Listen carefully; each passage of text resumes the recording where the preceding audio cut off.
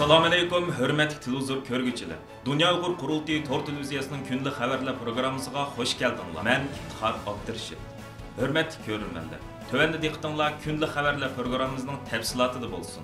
Angliyadagi musulmon jamoati tarafidan qurilgan markazi Londondagi Stand for Uyghurs deb atalgan Uyg'urlarni qo'llash tashkilotining chaqiriqi va har qaysi ellardagi 100 dan ortiq islom va Uyg'ur tashkilotlarining yaqindan moslashishi bilan 31-iyul yakshanba kuni birli vaqtda Angliyaning London, Manchester va Edinburg shaharlarida, Avstraliyaning Sidney va Melbourne shaharlarida, shundaqla Istanbul, Kanadaning Toronto shahri hamda Amerika poytaxti Washingtondagi Xitoy elchixonalari oldida irqiy qirg'inchilikqa qarshi turayli degan o'rtaq shuar ostida keng ko'lamli norozilik namoyishlari o'tkazildi. Kanadadagi musulmon tashkilotlari va Kanada Sharq Turkiston birligi tarafidan Torontodagi Xitoy konsulxonasi oldida o'tkazilgan namoyishda so'z qilgan musulmon tashkilotlarining mas'ullari Xitoyning Sharq Turkiston xalqiga yurgizayotgan irqiy qirg'inchiligiga qattiq la'nat o'qish bilan birga butun dunyo musulmonlarini Uyg'ur qarindoshlariga ega chiqishga chaqirdi. Oppression will be layers of darkness on Judgment Day. Washingtondagi Xitoy elchixonalari oldida o'tkazilgan namoyishda so'z qilgan Dunyo Uyg'ur Qurultiyi ijroiya komitetining raisi, Uyg'ur kishilik huquq qurilishining direktori Ömer Qanat apandim, Sharq Turkistondagi musulmon qarindoshlariga ega chiqqan markazi Londondagi Stand for Uyghurs tashkilotiga Uyg'ur xalqi nomidan rahmat aytish bilan birga Xitoyning Sharq Turkistonda Uyg'urlarni asos qilgan yerli xalqlarga yurgizayotgan irqiy qirg'inchiligini va insoniyatga qarshi jinoyatlarni to'sib qilish uchun butkul islom dunyosining o'rnidan dast turishi lozimligini bildirdi. Washingtondagi namoyish Amerikadagi ba'zi musulmon tashkilotlari, Uyg'ur kishilik huquq qurilishi, Uyg'ur harakati tashkiloti, Amerika Uyg'ur birlashmasi va Uyg'ur tadqiqot markazi qatorliq tashkilotlar tarafidan birlikda uyushtirildi. O'xshash kunda Xalqaro Sharq Turkiston tashkilotlar birligi tarafidan Istanbuldagi Sarajxona bog'chasida o'tkazilgan namoyishga minglagan kishi qatnashdi. Stand for Uyghurs tashkiloti bilan Angliya Uyg'ur jamiyati tarafidan Londondagi Xitoy elchixonasining oldida o'tkazilgan namoyishga necha yuzlagan kishi qatnashdi va namoyishchilar Xitoyning irqiy qirg'inchiligiga qarshi jarangliq shuar to'lab atrofni zilzilaga soldi. Wallahi, I have never suffered. This is the reality. What's the worst that can happen?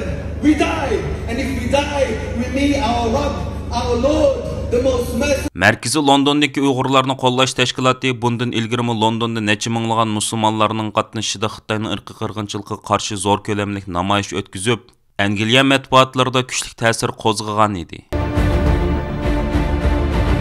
Xitoy hukumatining ijtimoiy taratqular orqali Belgiya tor bo'shlig'iga kengayotganlik o'ttirg'i chiqdi. Bo'libmi Birlashgan Davlatlar Tashkiloti Kishilik huquq oliy kengashining raisi Michel Bacheletning izchil holda Uyg'urlar haqidagi dokladni e'lon qilmay besib yetilishi, aksincha Xitoy hukumatining Uyg'urlar haqida bir qator saxta tashviqot materiallarini tor bo'shlig'iga qo'yib berishi buni tixim yuqori pallaga chiqargan. Belgiyada chiqadigan Apache gazetining 28-iyuldagi xabarda aytilishicha, Belgiya tordoshlari yaqindan buyon YouTube'ni ichib Xinjiang deb izlaganda Xitoy partiyasi va hukumatining Uyg'urlar haqidagi atalmish g'amxo'rliklari tema qilinadigan mazmunlarning yig'ib ketadiganligini bayqagan. Iyul oyidagi izlash natijasi asosiyatdan Xinhua agentligining Xi Jinpingning Sharq Turkistonga ziyorati haqida bergan xabarlar bilan to'shib ketgan. Xabarda aytilishicha, Belgiya parlamenti 2021-yil Uyg'ur irqiy qirg'inchiligini e'tirof qilish haqida qaror olgan bo'lib, Uyg'urlar haqidagi saxta tashviqot uchurlarining to'r bo'shligini besib ketishi buningga mos holda o'ttirg'i chiqqan. Ma'lum bo'lishicha, Belgiya tordoshlari Google xabarlarida Xinjiang deb izlaganda o'xshab ketadigan natijalarning ko'ringanligini, ya'ni kelib g'arb axborot vositalarini yolg'onchilikda ayblagan sin materiallarining bekli ko'pligini bayqagan. Ular mush ahvollarni umumlashtirib, Belgiyada bu qadar keng yilgan Xitoy tashviqotining sal chog'lashga bo'lmaydigan masala ekanligini, hukumatning tezdan buningga qarshi tadbir elish lozimligini eskartgan. Shveysariya radio televiziya kanalining yaqinda e'lon qilgan BDT'dagi Mushkil xizmat nomli programmasida bayon qilinishicha, Michel Bachelet bu yil 8-oyning 31-kuni vazifasidan ayrilishdan ilgari BDT kishilik huquq kengashiga oliy komissar tayinlash xizmati murakkab bir masala bo'lib qolgan. Hozirga qadar o'zini nomzod ko'rsatgan Kroatiyalik Ivan Simonovich, Avstraliyalik Volker Turk, Senegallik Adama Din qatorliq kuchli shaxslar bo'lsa-mu, xalqaroga tanilmagan kishilar ekan. Uningdan boshqa yana kimlarning bu o'ringa o'zini nomzod ko'rsatganligi hozircha ma'lum emas ekan. Nomzodlar BDTning umumiy yig'inida ma'qullikdan o'tgandan keyin, ondan kishilik huquq kengashiga oliy komissar bo'la oladi ekan. BDT kishilik huquq kengashiga oliy komissar bo'lgan kishi BDTning tinchlik, taraqqiyot, kishilik huquqdan iborat 3 turkiga mahkam yo'langan, kishilik huquqni atrofli tushunadigan, yiroqni ko'ra oladigan, mustabid davlatlarning besimlariga tiz bukmaydigan, BDTning qimmat qarshiga sodiq bo'la oladigan jasorat ham axloq ega bo'lish lozim ekan. Biroq kishilik huquq kengashidan iborat bu murakkab tashkilotni idora qilish, yurishtirish undaq oson vazifa emas ekan. Bir tarafdan BDTda rad qilish huquq bo'lgan Xitoy va Rossiya bilan ilishishga, yana bir tarafdan kishilik huquqlari tajovuzga uchrayotgan kishilarga ega chiqishga majbur bo'ldi ekan. Halbuki BDT kishilik huquq kengashiga sarf qilinayotgan mablag' BDT umumiy xomchotining aron 3% ni tashkil qiladigan bo'lib, bu organ yetarlik darajadagi odam omiliga hamda mablag'ga ehtiyojli ekan. Programda tilga ilinishicha, Michelle Bacheletning vazifasidan ayrilishiga uning BDT tarafidan hozirlangan Uyg'urlar to'g'risidagi dokladni e'lon qilmaganligi va bu tufayli xalqaroda paydo bo'lgan kuchli noroziliklar, besimlar sabab bo'lgan. Michelle Bachelet mazkur dokladning obyekti bo'lgan Uyg'urlarning qattiq noroziligiga duch kelib qolmay, xalqarodagi yuzlarcha kishilik huquq tashkilotlarining ayblashlarga duch kelgan. Shundaqla Xitoyning qattiq besimiga uchragan. BDTning kishilik huquq masalasida tarixdagi eng osal ahvolga tushirib qo'ygan. Biroq hozirgi muhim masala BDT kishilik huquq kengashiga kimning oliy komissar bo'lib tayinlanishi emas, balki Michelle Bachelet xizmatidan ayrilishdan ilgari uning Uyg'urlar to'g'risidagi dokladni e'lon qilmaslik masalasi bo'lib, Xitoy hokimiyati bir tarafdan ikki qismda 10 minglagan kishini Xinjiang haqida so'zlash faoliyatini qanot yaydirib, o'zining Uyg'ur irqi qirg'inchiligi va insoniyatga qarshi jinoyatlarga chapon yepishga urinsa,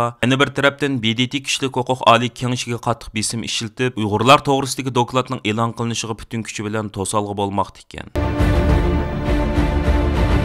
30-iyuldan 1-avgustgacha Kanadaning Alberta rayonidagi Edmonton shahrida o'tkazilgan 49-navbatlik xalqaro madaniyat faoliyatida qurilgan Uyg'ur chediri tomoshabinlarning alayda qiziqishini qo'zg'adi. Bo'libmi Uyg'ur o'smirlarimiz tarafidan ko'rsatilgan san'at nomerlari tomoshabinlarning qizg'in olqishiga sazovor bo'ldi.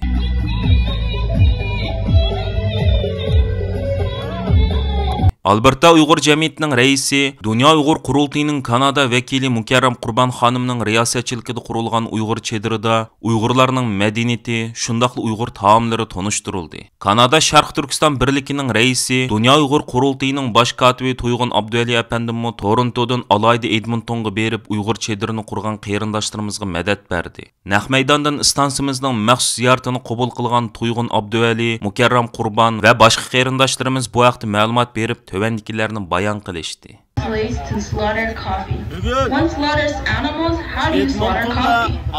Slaughtering coffee shows the sacrifice of a sacred object to connect to the divine and blessings in the ceremonies. Coffee is a sacred object for Oromos, much like cocoa and quinoa are for indigenous people of Central America. As we wind up this brief overview on Oromos, we invite you to experience for yourself the variety of displays in the Oromo Pavilion. Please enjoy the rich diversity of delicious flavors, amazing cultural dances, and colorful clothing. We hope to see you for next year's Heritage Festival.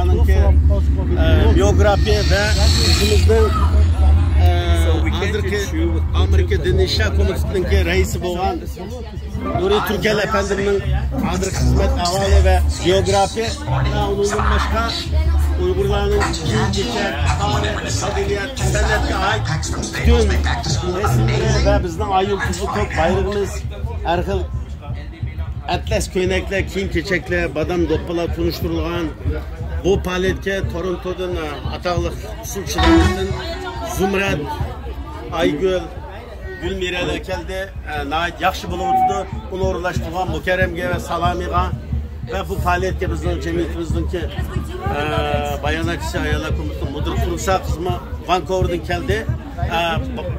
3 gün müşahede hizmet kılmakçı, sözü ben Vancouver'a berek, nayet yaxşı faaliyet oldu. Assalamu alaikum. Men ailem bilen şu Edmonton'da bulduğum 3 günlük Heritage Festival'ne qo'llash, müşahede 3 gün turup çedirge kirgenlerge Uygurlarning madaniyatini, bizga bo'layotgan qirg'inchiliklarni birga tushundirish uchun müşahede ailem bilen keldim. Aldı bilen aşı Mukarrem ailesiga rahmat aytma, bunu qilish oson emas, bunun keynida nurg'un tayyorliklar bor. Shundaqla mush faoliyat yordam qilgan Kanadaning har bir joyda turayotgan qarindoshlarga ko'p rahmat.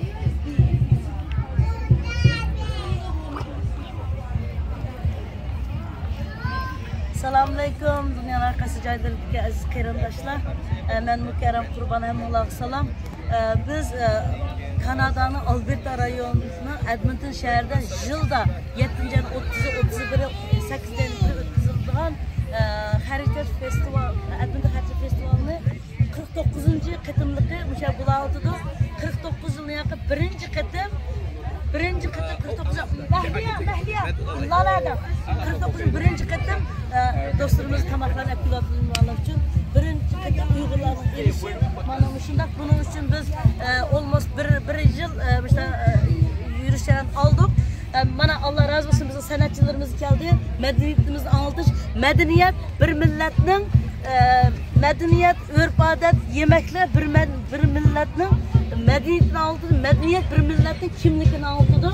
Mana bu sanatçılarımız geldi anlattı bütün halklar bu sanatni ko'rgandan keyin bizning chetirimizga texnik hevaslik geldi. Biz Google Uyghur deganni bostirib hammalarga berdik, ham tushundirdik. Aziz ko'rmanlar, yuqorida diqqatingizga Dunyo Uyg'ur Qurultiyi Tor televiziyasining kunlik xabarlar programmasini sundik. Keyin qitimliq sonimizda ko'rishayli. Aman bo'lgaysizlar. Stansimizning YouTube kanaliga a'zo bo'lishni unutmang. Xayr xo'sh.